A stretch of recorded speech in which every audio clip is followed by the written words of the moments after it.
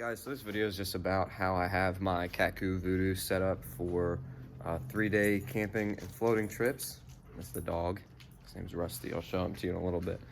You'll have to excuse me for the mess that my garage is right now, but here we go. This is what I took last year, and I've made quite a few changes since then, so I'll show you how I updated things. So you'd think I was sponsored, excuse me, sir, by Wise Owl, but I'm not. I use Amazon.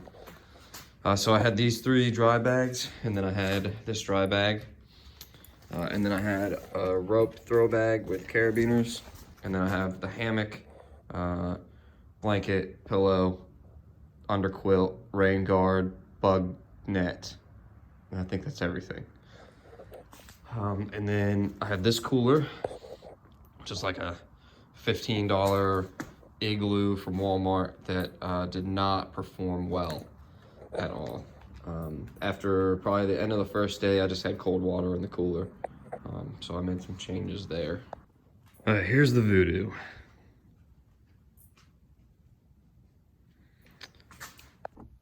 All right, so the Voodoo is a kayak stand-up paddleboard. For those of you that don't know, it costs about $1,400 walking out the door with the board, paddle, the seat pouches, and the seat. It comes with rails, 2 sets of rails on either side of the board, and then it has a front hatch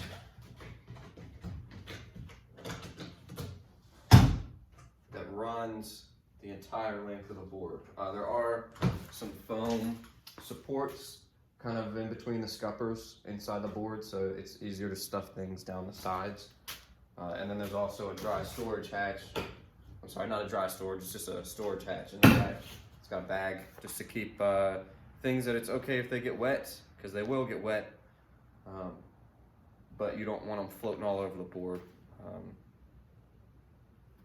I'm trying to remember what I put in here last year. I put my keys in here one time and they got wet, so that's how I learned not to do that. Now you might also notice, if I can move this a little bit for you, that there are these 5 starboard pieces. Underneath these is just like a transom mount for trolling motors. So I've drilled into them for this. I think I'm gonna remove these and put little tracks so I can put other things there instead of just those. I like having the versatility of that. Okay, so now let me talk about the whole setup. These are the only holes I've drilled into this thing, and the only reason I did was for my new cooler that I haven't shown you yet. But I would plan on putting a trolley system, the trolley anchoring system that runs down the length of the board. All right, let's do this. Okay, so out of my way. All right, so the seat just screws into the tracks. So you could get another seat, put it up front, or you could put this all the way up front. I don't like to, because I didn't like how it felt when I was doing that. That's just personal preference. I load the front of the board down more than the back on the trip. So when I'm going for 3 days, I try to get all my weight up front. That way I've got a little bit better steering when I paddle. All right, so in these pockets, they've got Velcro to lock them up top. These are bread ties, because that's how I have my anchor set up with bread ties. Keep a multi-tool in here, and then I have just fish pliers, and these are all hooked to a tether. I think it's actually just called a yak attack tether. So if I do drop any of them, they're not going anywhere. So I got the fish pliers hooked onto those, and these are stretchy too, so that helps. I keep the bag for my glasses here, because when I'm like driving down the road, I just want to make sure these don't go anywhere. And then just the little lip grabber things. I don't even know what these are called, the lip pliers, whatever. So these are all tethered down, and they just sit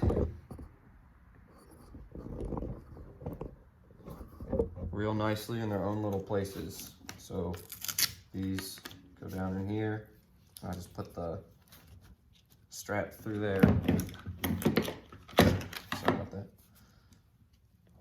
And then I have my pliers that they came with this like belt clip thing. And so I don't know if you can really tell in the video, but there's a band right here. This is a band that's, I mean, it's real thick, that kind of holds the pouch together. So this, this thing is a belt loop, and this is just like a belt, so it just clips right on there. I've never had it fall off. So I leave these in there and then just keep it clipped on. And then if I need to grab them while I'm sitting down, they're right there, and I can just grab them and pull them out. And then they're stretchy, so I can put them wherever I added this just last week.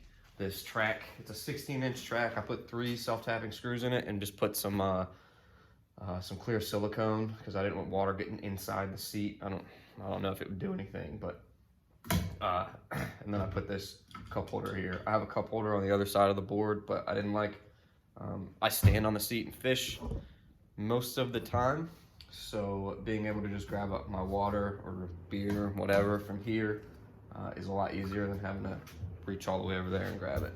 All right, so originally I had the rollers that you pop your paddle into, and with this paddle, you're not gonna be able to see it front, but with this paddle on the track, it sat on the board and it would pop itself out all the time. So I found these extending ones that they stick it, normally like on a normal kayak, I guess the idea was that these would put the paddle off of the kayak, but these are perfect for the XL paddle from Kaku.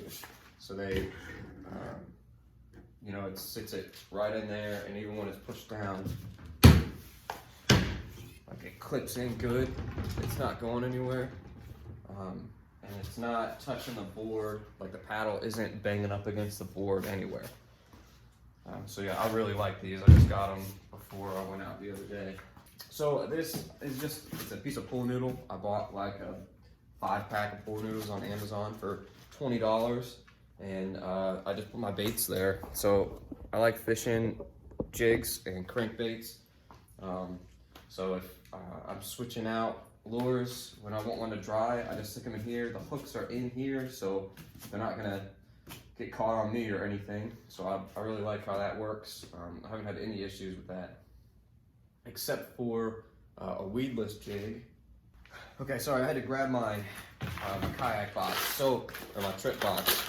When I go on the fishing trip, this is all I take as far as lures go. So I have some 5/0 hooks, 3/0 hooks, 4/0 hooks. Some of them are flipping hooks. Actually, they're all flipping hooks. I take assorted weights, take some plastics, some jig trailers, jigs, crankbaits, and that's pretty much it. So, what I was saying about the dryer thing that I have, like here's a Texas rig. I think it's a Strike King, maybe? I don't know. So what I would do is I would just pull the hook out of him if I'm wanting this stuff to dry, and then I drop the hook in there. I can show you up close. So there it is.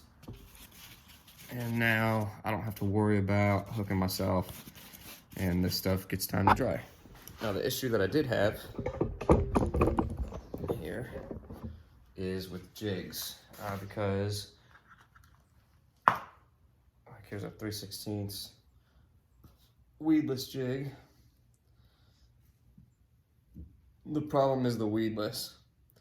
So it has, you know, this guy, which is supposed to be in line with the hook. Now the problem is that when I put this, I don't know if you can tell, but I have to squish the weedless part out of the way. So I haven't figured out exactly how I'm gonna do that. But what I did kind of try the other day was to put the hook in and then turn the whole thing on the edge, and it seemed to work okay. And they're not real hard to bend back over. especially if they're hot, like if you've been out in the sun, so that works. And this, for the whole trip, I just kept it right here under the seat. So I could just reach down, grab it, throw my old lure here, and then re-rig. One thing I'll say is that I don't like taking a ton of rods, but I took 3 last year. I won't be doing that again. So what I've done now is I've got my bait caster for jigs, and then I'll be taking this guy, which is it's a dock demon. It's like what is that, 3 feet long, little spinning reel. I don't know, probably 6-pound test on it, and it's perfect for smallmouth. If I get tired of bait casting, or I get a bird's nest and I don't feel like working it out, then I'll just start throwing this guy. I don't like throwing crankbaits on bait casters. It's just, they're so light. I have a hard time with them. So I'll probably put a crankbait on this guy and, you know, chuck them out there. Some other, what else? It's really everything as far as the top of the board. I did this Altec Lansing speaker I've had for like 10 years. It's pretty cool. So I figured out that the threads on the bottom of the speaker are the same threads as any of the accessories that you would put on the board or on your track system. So I just screw the speaker on, and I don't have to strap it down. I don't have to worry about it. It's just there.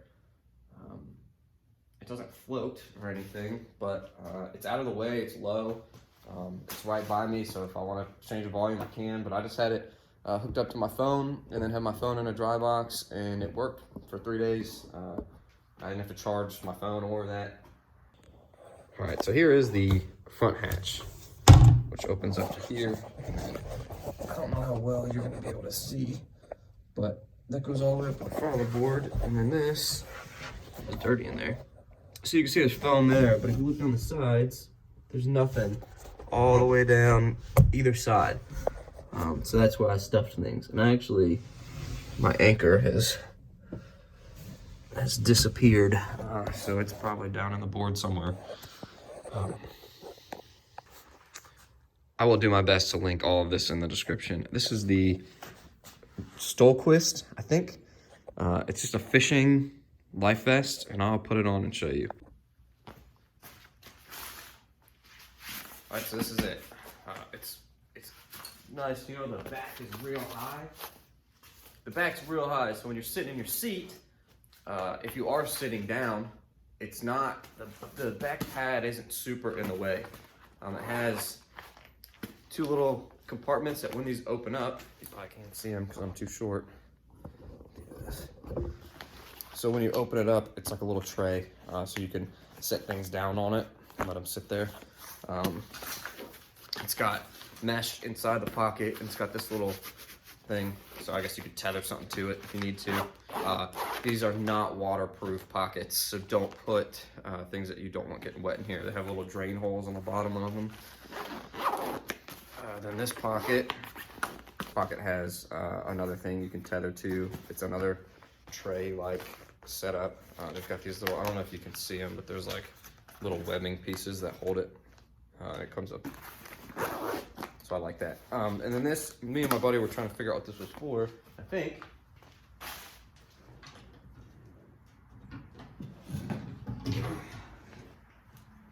think that it's so you can set your rod down and then clip your rod to it, and now you can do your rigging. Or, you know, you could even open this little guy up and set your lure down and tie, whatever you gotta do. This is really good for fly fishermen. That's what one of my buddies does. He does a bunch of fly fishing, and he loves this thing for that.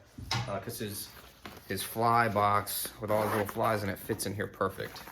So that's the life vest.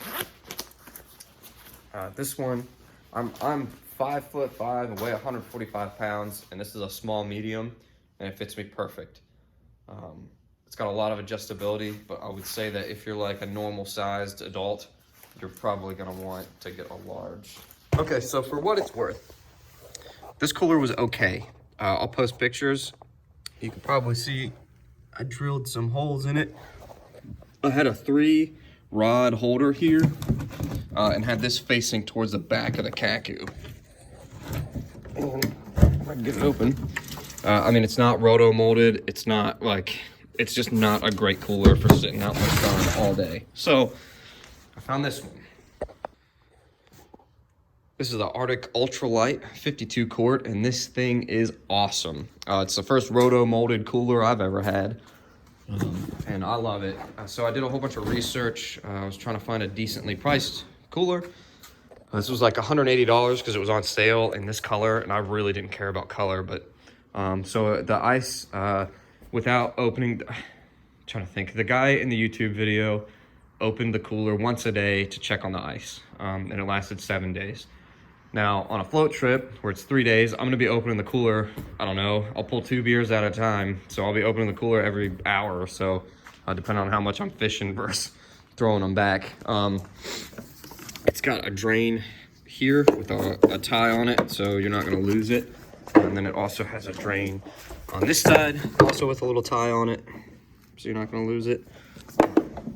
It's got locking holes, and from what I understand, Arctic makes rod holders for it too, so I'm gonna order those. It comes with a basket, which is a big deal because there were a bunch of coolers I was looking at that didn't come with a basket, and I like that because being out on the river all day, it gets hot, so I can throw my phone here and my phone's not gonna overheat, which it did a ton of times last trip.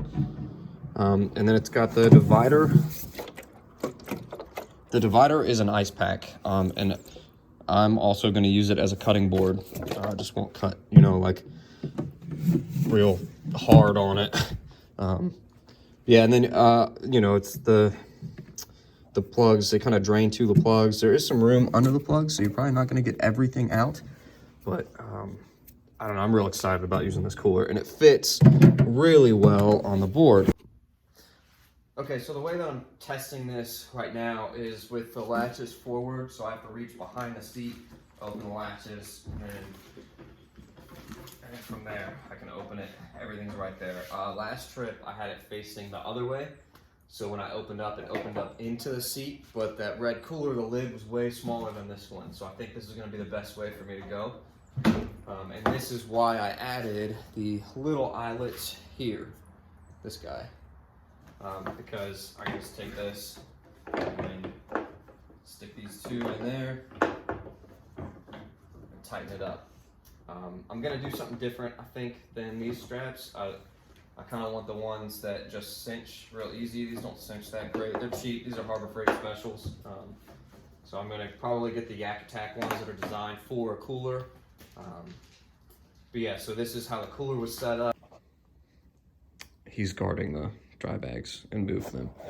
So these Wise Owl dry bags are the roll-up type, and I'm really starting to not like the roll-up ones as much as I like the zip-up ones.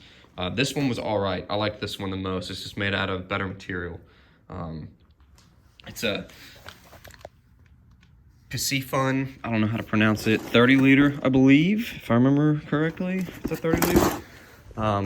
And then these Wise Owl ones are just, they're not made of a whole lot. I felt like stuff still kind of got wet after they'd sat in a puddle inside my board for an entire day.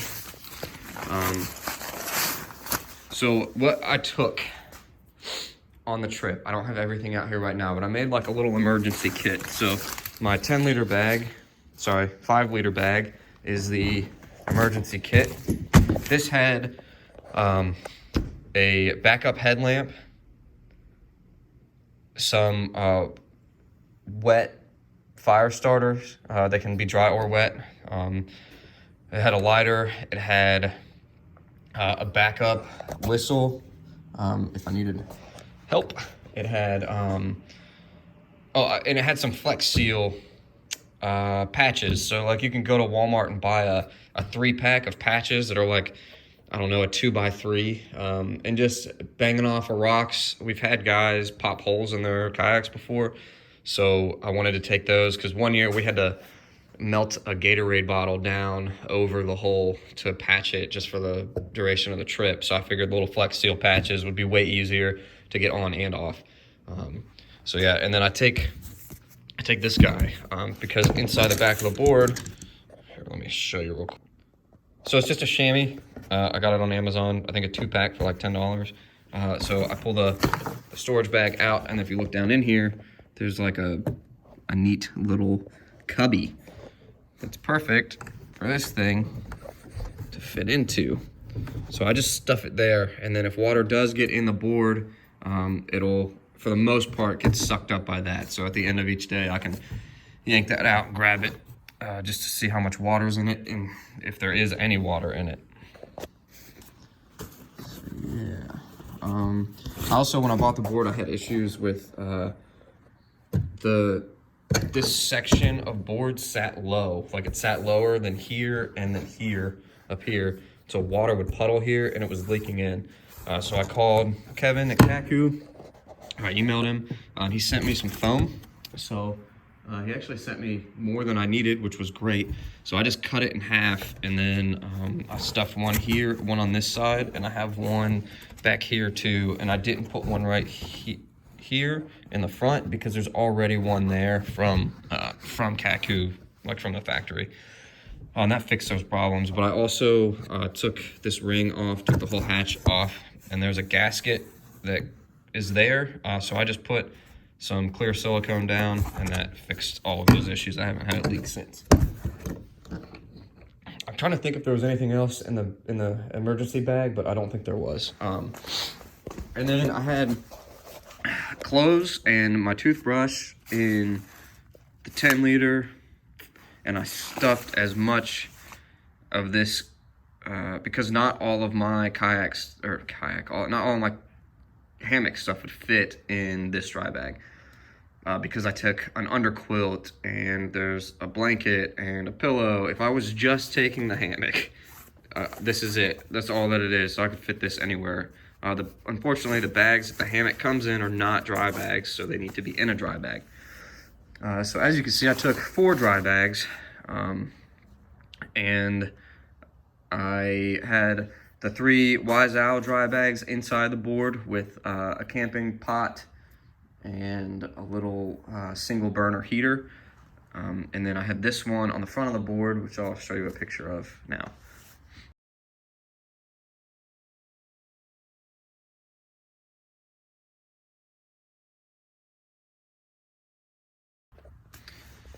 Okay, now, the thing everyone wants to know about. Tangled up. Let me set this camera up. Okay, so this is where you put stuff in the board. Like right now, my anchor, I have no idea where my anchor is. It's in the board somewhere because I didn't have it tied off like I usually do, so that's my fault. So these are really, really cheap carabiners. It was a 10-pack for, I don't know, $5 on Amazon. They're locking, so you can, take the collar on them and lock it, and then they won't open. So if you undo it, they open. So those are pretty nice. And what I did was I bought this guy. This is a throw bag. It's for water rescue, so it has a float in the bottom of it. So what you would do is you would hang on to this end and you would chuck the bag to whoever needs it. And since this floats, they can grab this and you can pull them back to you. It's really good to have, and I only used a few feet of it for my gear, so the other half of the dry bag would still work if I needed to help one of the guys out on the trip. Oh, that was the other stuff that came in that I had in the 5-liter emergency dry bag. Was I had a first aid kit, just some basics: Tylenol, burn cream, bite and sting cream. Just stuff that you would need first aid. Like I didn't have anything crazy in there. I didn't have a tourniquet or anything like that. So what I've done is, as you can see, there's a knot here, and then another about a foot. There's another knot. These are called an Alpine Butterfly. You can look them up online how to tie them. They're very, very easy to tie, but once they're done, they leave this perfect little loop, and they stay in line, and they can go. They're called bi-directional or knot. So meaning that they can be pulled either direction. So it can be pulled to the left or to the right. So what I did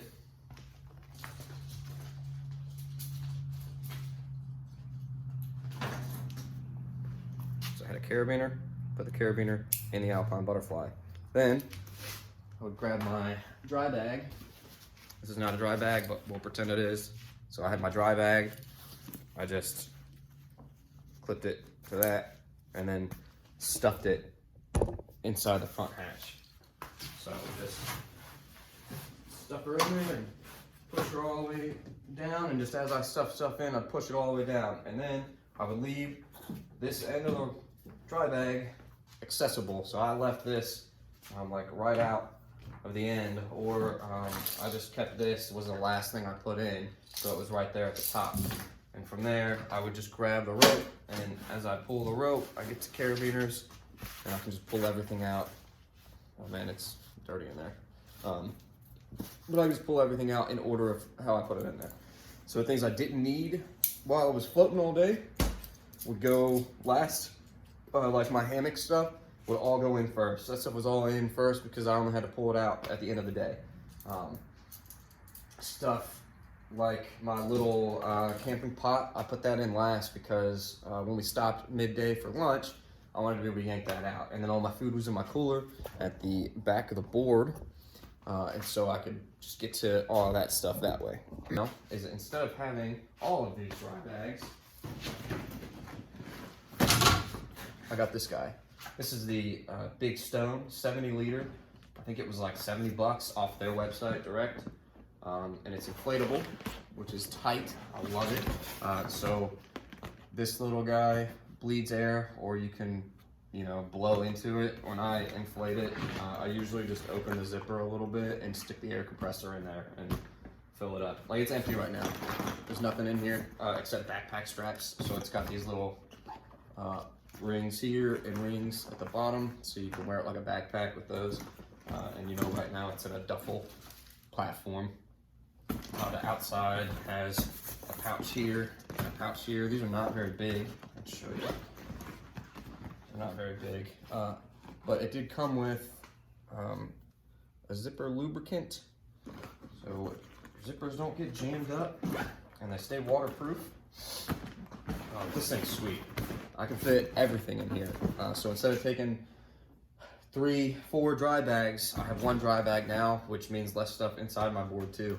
And so what I did was the front of the board has this bungee. I'll rearrange some stuff here.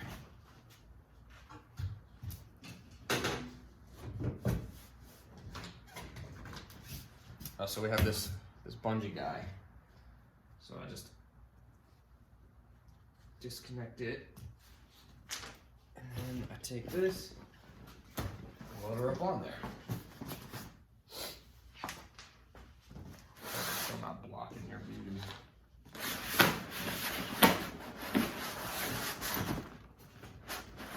So the bungee makes the X, so I just make the X as close to the middle of the bag as I can, leaving room to open up the front hatch. And then I take the two ends of the bungee and connect them back up.